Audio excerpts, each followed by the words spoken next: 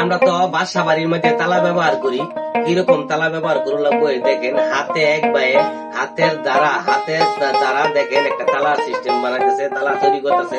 কারণ এই তালার মধ্যে কোনো চাবি লাগবে না, কারণ হাতে টাচ করলেই তালাটা খুলতে পারবো। দেখেন ভিডিওটা দেখি, পুরো ভিডিওটা দেখে নেই, আমরা একটা জিনিস শিক্ষা নিই।